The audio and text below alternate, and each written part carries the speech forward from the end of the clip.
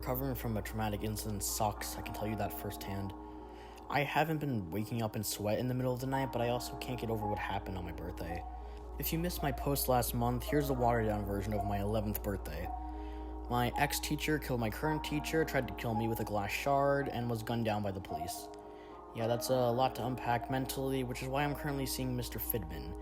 If you can't put the pieces together, Mr. Fidman is my therapist, and so far, his readings have actually been helping me.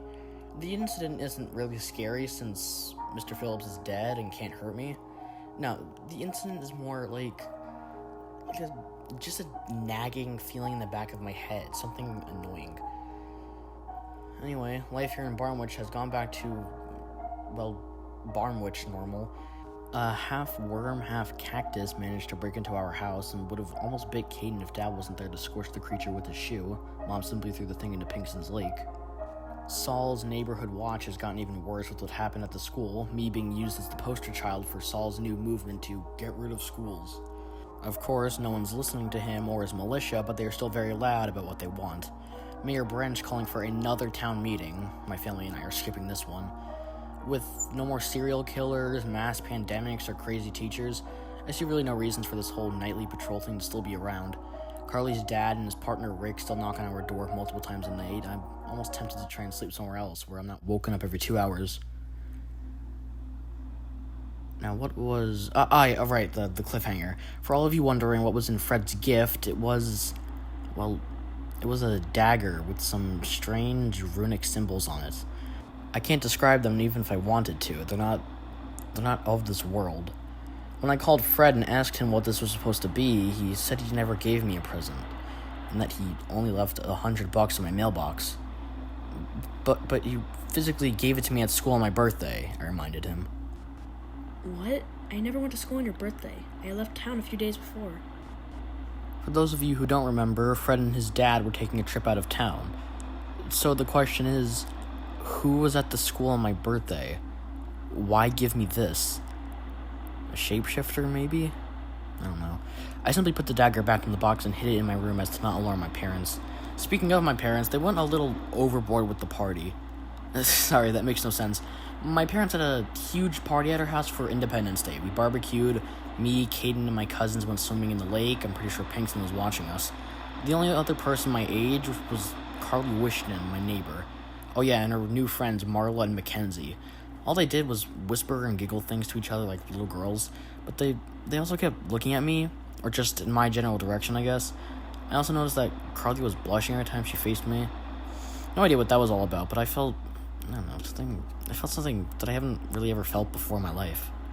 When I told Mr. Fidman about it, he simply wrote some more notes down.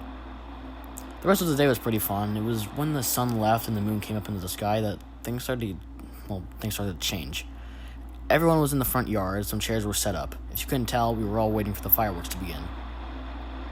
Psst! Hey, Nick!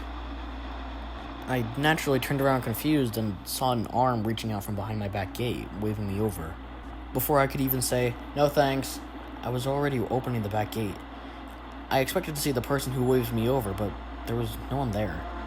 There was someone standing right in front of the lake, back facing me. I once again wanted to turn around and go back out front, but I was already walking towards the man. When I finally got behind him, he turned around, revealing himself to be Mr. Phillips, blood and bullet holes all over him. "Hey, Nick." "Yeah, hi. Aren't you dead?"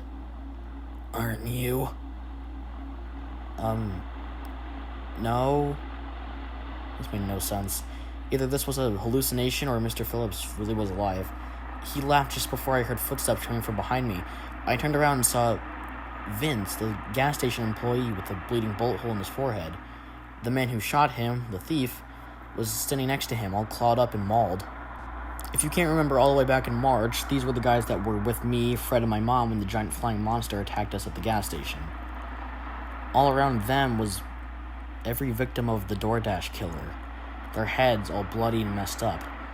Now I knew I was hallucinating. I turned back and saw Mr. Phillips still smiling at me. "It's time to ascend, Nick." He keeps saying that. Why does he keep saying that? Nick? I turned back around and saw Carly walking towards me, all the people gone.